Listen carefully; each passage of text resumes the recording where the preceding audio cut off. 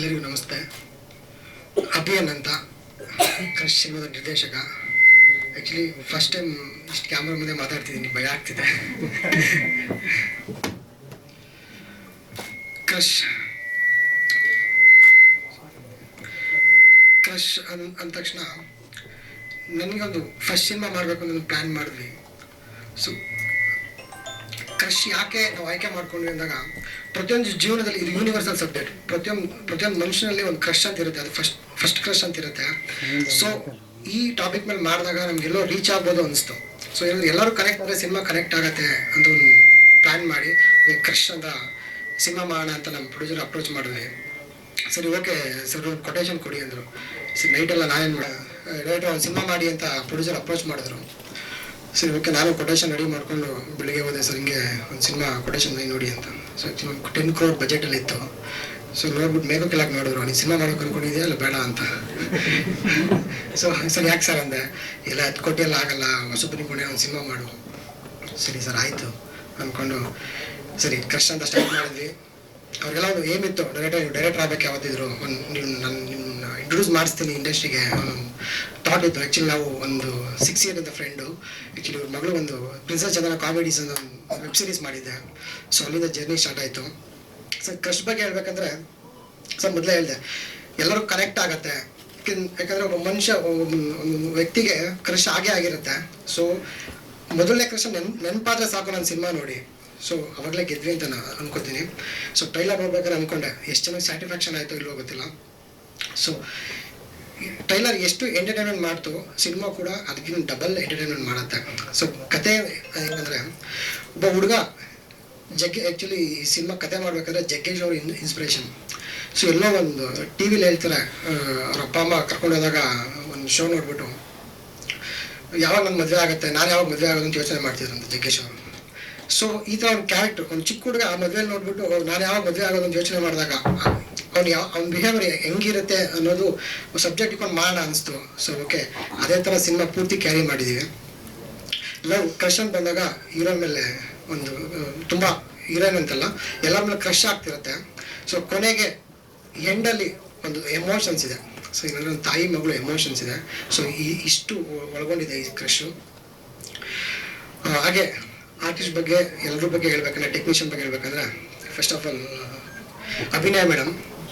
So ಹೊಸ ಹುಡುಗ ಕತೆ ಹೇಳಿದೆ, ಮೇಡಮ್ ಹಿಂಗೆ ನೀವು ಅಂದ್ಕೊಂಡಿದ್ದೀನಿ, ನಿಮ್ಮ ಮೇಲೆ ಸಬ್ಜೆಕ್ಟ್ ಮಾಡ್ತಿದ್ದೀನಿ ಅಂತ ಹೇಳಿದಾಗ ಮಾಡು ಒಳ್ಳೆ. ಆ್ಯಕ್ಚುಲಿ ಅಭಿನಯ ಅಂದ ತಕ್ಷಣ ಅವ್ರ ಹೆಸರಲ್ಲೇ ಇದೆ ಅಭಿನಯ ಅಂತ. ಸೊ ಆ ಲೆವೆಲ್ ಪರ್ಫಾರ್ಮ್ ಬಗ್ಗೆ ಹೇಳಂಗೆ ಇಲ್ಲ. ಸೊ ನಾವು ಒಂದು ಹೇಳಿದ್ರೆ ಅಭಿನಯ ಎಷ್ಟು ಬೇಕು ಹೇಳು, ಎಷ್ಟು ಟೇಕ್ ಬೇಕು ಹೇಳು, ನಾನು ಮಾಡ್ತೀನಿ, ನಿನ್ಗೆ ಏನು ಬೇಕು ನೀನು ತೊಗೊಂಡಾರು. ಸೊ ನಮ್ಗೆ ತುಂಬ ಕೋಪ್ರೇಟಿವ್ ಆಗಿದ್ದರು. Thank you ma'am. ಆ್ಯಕ್ಚುಲಿ ಇಷ್ಟು ಚೆನ್ನಾಗಿ ಬಂದಿದೆ ಅಂದರೆ ಅದಕ್ಕೆ ನೀವು ನಮ್ಮದು ಕಾರಣ.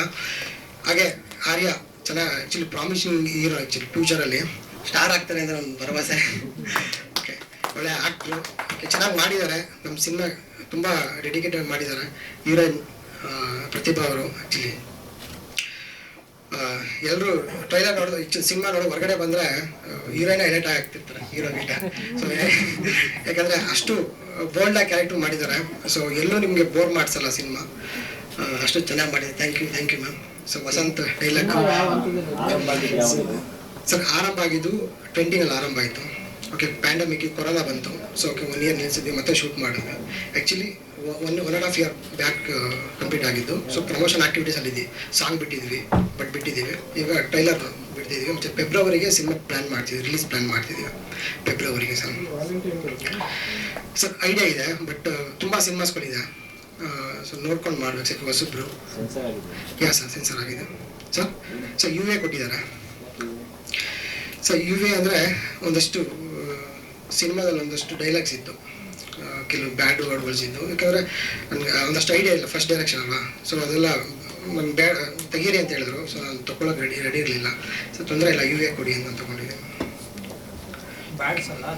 ಸರ್. ಡೈಲಾಗ್ಸ್ ಅದೇ ಬ್ಯಾಡ್ ವರ್ಡ್.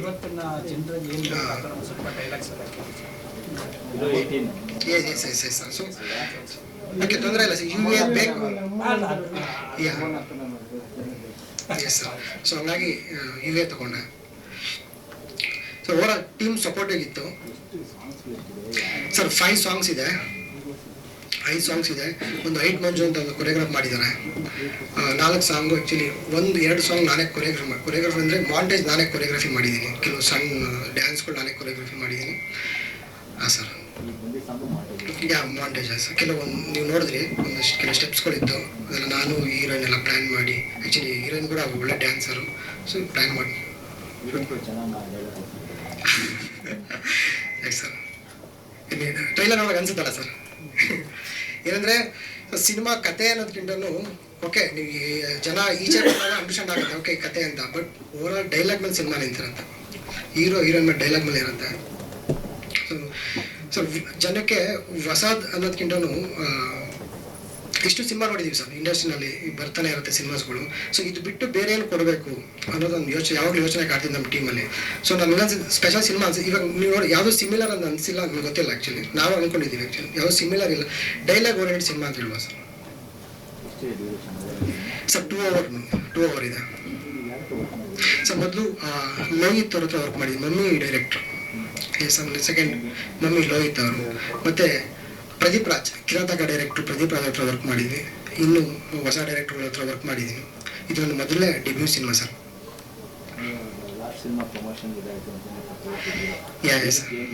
ಸರ್ ಎಲ್ಲ ಪ್ರಿಪೇರ್ ಇದೆ. ಸೊ ಏನಂದರೆ ನಾವು ದೊಡ್ಡ ಮಾರ್ತಲ್ಲಿ ಮಾಡ್ತೀವಿ ಅಂತಲ್ಲ, ಮಾಡ್ತೀವಿ. ಒಂದು 70 ಥಿಯೇಟರ್ಸ್ ಅಂತ ಅಂದ್ಕೊಂಡಿದ್ದೀವಿ. ಪ್ರಮೋಷನ್ ಜನಕ್ಕೆ ತಲುಪುವವರೆಗೂ ಮಾಡ್ತೀವಿ. ಒಂದು ಲೆವೆಲ್ ಬಜೆಟ್ ಇದೆ, ತೊಂದರೆ ಇಲ್ಲ ಸರ್. ಜನಕ್ಕೆ 6 ಕೋಟಿ ಜನಕ್ಕೂ ರೀಚ್ ಮಾಡೋ ಒಂದು ಪ್ಲ್ಯಾನ್ ಇದೆ ಸರ್. ಮಾಡ್ತೀವಿ ಸರ್. ಸರ್ ಬಜೆಟ್ ಅಂದರೆ ಸಿನಿಮಾ ನಾವು ಅನ್ಕೋತೀವಿ ಆ್ಯಕ್ಚುಲಿ ಒಂದು ಬಜೆಟ್ ಏನಾದರೆ ಅವ್ರು ಕೊಟೇಶನ್ ಕೊಟ್ಟಾಗ ಅಂದ್ಕೊಂಡ್ರು ಸ್ವಲ್ಪ ರೈಸ್ ಆಗಿದೆ ಸರ್. ಯಾಕೆಂದರೆ ಅದು ನನ್ನಿಂದ ಟೀಮಿಂದ ಅಂತಲ್ಲ, ಪ್ರೊಡ್ಯೂಸರ್ ಕಾಂಪ್ರಮೈಸ್ ಆಗ್ತಿದ್ರು. ಡೈರೆಕ್ಟರ್ ಈಗ ಇದೇನೋ ಬೇಕು ಅಂದರೆ ಬೇಡ ಬಿಡಿ ಸರ್ ಆಯಿತು ಬಜೆಟ್ ಆಗುತ್ತೆ ಮಾಡಿ ಚೆನ್ನಾಗಿ ಬರ್ಬೇಕು ಸಿನಿಮಾ ಅಂದಿದ್ರು. ಸೊ ಅವ್ರು ಎಷ್ಟು ಕೋಪ್ರೇಟ್ ಮಾಡೋರು ಅದಕ್ಕೆ ಸ್ವಲ್ಪ ರೈಸ್ ಆಗಿದೆ ಅಷ್ಟೇ, ಜಾಸ್ತಿ ಬಜೆಟ್ ರೈಸ್ ಆಗಿಲ್ಲ. ಸ್ವಲ್ಪ ಜಾಸ್ತಿ ಆಗಿದೆ ಸರ್. ಬಜೆಟ್ಗಿಂತ ಜಾಸ್ತಿ ಸರ್. 10 ಕೋಟಿ ಅನ್ಕೊಳ್ಳಿ ಸರ್. 10 ಕೋಟಿ ನಾನು ಹಾಕೊಂಡು ಹೋಗಿದ್ದು ಒಂದು ಸ್ಟಾರ್ ಸಿನಿಮಾ ಮಾಡಬೇಕು, ಪ್ಯಾನ್ ಇಂಡಿಯಾ ಲೆವೆಲ್ ಮಾಡಬೇಕು. ಸೊ ಅವಾಗ ಅವ್ರ ಮೇಲೆ ಕೆಳಗೆ ಮಾಡಬೇಕು. 4 ಭಾಷೆಯಲ್ಲಿ ಡಬ್ಬಿಂಗ್ ಮಾಡೋಣ ಅಂತೆಲ್ಲ ತಗೊಂಡ್ಬಂದಿರೋ ನನ್ನ ಹತ್ರ ಸರ್. ನಾವು ಕರ್ನಾಟಕ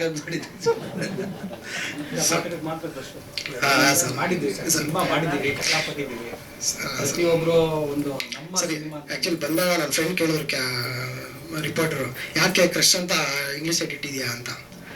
ಸೊ ಏನಂದ್ರೆ ಈಗ ಕ್ರಶ್ ಅಂದ ತಕ್ಷಣ ಮೋಹ ಅಂತ ಕನ್ನಡದಲ್ಲಿ ಬರುತ್ತೆ. ಸೊ ನಾವು ಮೋಹ ಅಂತ ಇಟ್ಟರೆ ಅದಷ್ಟು ಕ್ಯಾಚಿ ಅನ್ಸಲ್ಲ. ಎಲ್ಲರೂ ಕ್ರಶ್ ಅಂದ್ರೇ ಅಂಡರ್ಸ್ಟ್ಯಾಂಡ್ ಆಗುತ್ತೆ. ಸೊ ಅದಕ್ಕೋಸ್ಕರ ನಾವು ಇಂಗ್ಲೀಷ್ ಟೈಟ್ಲ್ ಇಟ್ಟಿದ್ದೀವಿ ಸ್ವಲ್ಪ.